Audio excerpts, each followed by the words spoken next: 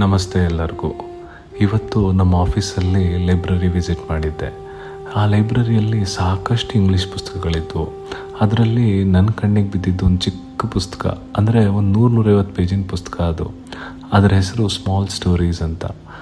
ಅದರ ಕೆಳಗಡೆ ಒಂದು ಚಿಕ್ಕ tagline, it may inspire you, read it ಅಂತ ಇತ್ತು. ತುಂಬ ಇಂಟ್ರೆಸ್ಟಿಂಗ್ ಅನ್ನಿಸ್ತು. ಎತ್ಕೊಂಡು ಯಾವುದೋ ಒಂದು ಕತೆ ಓದೋಣ ಅಂತ ಒಂದು ಪೇಜ್ ತಿರುವು ಹಾಕಿದೆ. ಅಲ್ಲಿ ಒಂದು ಕತೆ ಕಾಣಿಸ್ತು. ಆ ಕತೆ ಎಷ್ಟು ಅದ್ಭುತವಾಗಿತ್ತು ಅಂತಂದರೆ ನಿಜವಾಗ್ಲೂ ನನ್ನ ಕಣ್ಣಲ್ಲೇ ನೀರು ಬರೋ ಥರ ಆಯಿತು. ಇಂಥ ಸಣ್ಣ ಕಥೆಗಳೇ ತುಂಬ ಚೆನ್ನಾಗಿ ನೀತಿ ಇರೋ ಅಂಥದ್ದೇ ನಮ್ಮ ಜೀವನಕ್ಕೆ ಬೇಕಾಗಿರೋದು. ಯಾವತ್ತೋ ಒಂದು ದಿನ ನಾವು ಯಾವುದೋ ಒಂದು ಚಿಕ್ಕ ಕಷ್ಟ ನೆನೆಸ್ಕೊಂಡು ಕಳೆದೇ ಹೋಗ್ಬಿಟ್ಟಿರ್ತೀವಿ. ಏನಾಯಿತು ಅಂತ ಗೊತ್ತಿರಲ್ಲ. ಆದರೆ ಈ ಕತೆ ಕೇಳಿದ್ಮೇಲೆ ನನಗೆ ತುಂಬ ಖುಷಿ ಆಯಿತು. ಜೀವನದಲ್ಲಿ ಇನ್ನೂ ಸಾಧಿಸಬೇಕು ಅನ್ನೋ ಒಂದು ಛಲ ಬಂತು. ಇವಾಗ ಕತೆ ಒಳಗೆ ಹೋಗೋಣ ಬನ್ನಿ. ತುಂಬ ಹಿಂದಿನ ಕಾಲದಲ್ಲಿ ಒಬ್ಬ ವ್ಯಾಪಾರಿ ಇರ್ತಾನೆ. ಆ ಊರಲ್ಲಿ ಆ ವ್ಯಾಪಾರಿ ತನ್ನ ಕೆಲಸನ ನಿಯತ್ತಾಗಿ ಮಾಡಿಕೊಂಡು ದಿನ ಬೆಳಗ್ಗೆ ಎದ್ದು ಅಂಗಡಿಗೆ ಹೋಗೋದು, ತನ್ನ ಅಂಗಡೀಲಿ ವ್ಯಾಪಾರ ಮಾಡೋದು, ಅದಾದಮೇಲೆ ತನ್ನ ಮನೆಗೆ ಬಂದು ತನ್ನ ಕೆಲಸ ಏನಿದೆಯೋ ಅದು ನೋಡ್ಕೊಳ್ಳೋದು, ಆ ಕೆಲಸ ಮಾಡ್ತಿರ್ತಾನೆ.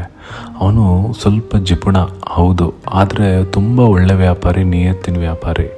ಅವನಿಗೆ ಒಂದು ದಿನನೂ ಅಂಗಡಿಗೆ ಹೋಗ್ದಲೇ ಕಾಲ ಕಳೀತಾ ಇರಲ್ಲ. ತನ್ನ ಕೆಲಸ ಆಯಿತು, ತಾನಾಯಿತು, ತನ್ನ ಲಾಭ ಆಯಿತು ಅಂತಲೇ ನೋಡ್ತಿರ್ತಾನೆ. ಒಂದು ದಿನ ಆ ವ್ಯಾಪಾರಿಗೆ ತನ್ನ ಜೀವನದಲ್ಲಿ ಒಂದು ಕಷ್ಟ ಬಂದುಬಿಡತ್ತೆ. ಅಯ್ಯೋ, ಈ ಕಷ್ಟ ಹೆಂಗೆ ದಾಟೋದಪ್ಪ ಅಂತ ಯೋಚನೆ ಮಾಡ್ತಿರ್ತಾನೆ. ಆವಾಗ ಅವನಿಗೆ ನೆನಪಾಗೋದೇ ಅವ್ರ ಊರ ಪಕ್ಕದಲ್ಲಿ, ಅಂದರೆ ಒಂದು ಕಾಡು ದಾಟ್ಕೊಂಡು ಹೋದರೆ ಒಂದು ದೊಡ್ಡ ಬೆಟ್ಟ ಇದೆ. ಆ ಬೆಟ್ಟದ ಮೇಲೆ ಒಂದು ದೇವಿ ದೇವಸ್ಥಾನ ಇರುತ್ತೆ. ಆ ದೇವಿ ನೆನಪಾಗ್ತಾಳೆ.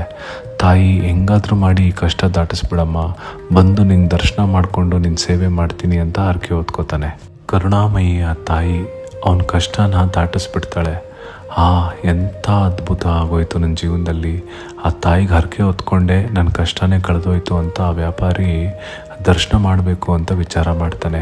ಹರಕೆ ತೀರಿಸೋದಕ್ಕೆಲ್ಲ ರೆಡಿ ಮಾಡ್ಕೋತಾನೆ. ಆದರೆ ಅವನಿಗೆ ಒಂದು ಯೋಚನೆ ಬರುತ್ತೆ. ಇವತ್ತು ನಾನು ದೇವಸ್ಥಾನಕ್ಕೆ ಹೋದರೆ ನನ್ನ ವ್ಯಾಪಾರ ನಿಂತೋಗುತ್ತೆ.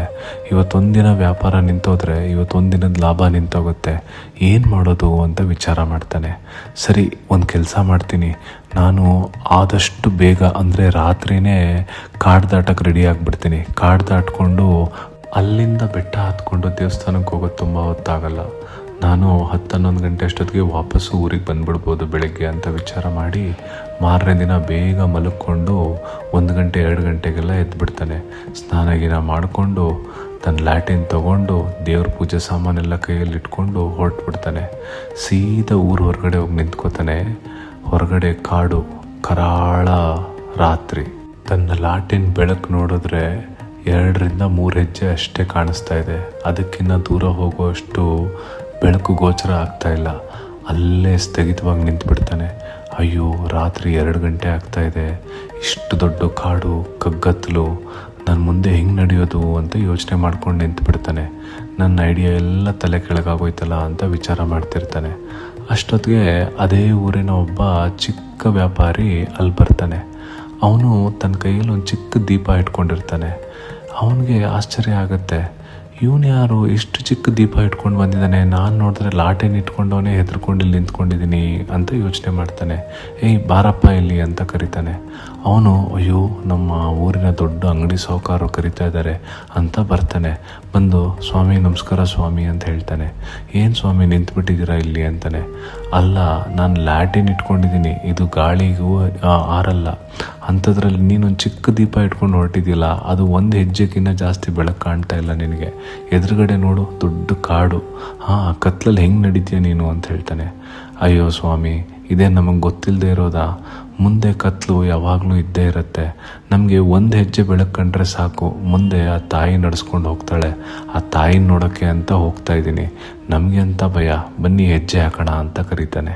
ಆ ವ್ಯಾಪಾರಿಗೆ ಆ ದೀಪ ಇಟ್ಕೊಂಡಿರೋ ಮನುಷ್ಯನ ಮಾತು ಕೇಳಿ ದಂಗು ಬಡ್ದಂಗೆ ಆಗ್ಬಿಡುತ್ತೆ. ಅವನ ಹಿಂದೆನೇ ಒಂದೊಂದೇ ಹೆಜ್ಜೆ ಹಾಕ್ಕೊಂಡು ಕಾಡು ದಾಟ್ಬಿಡ್ತಾರೆ.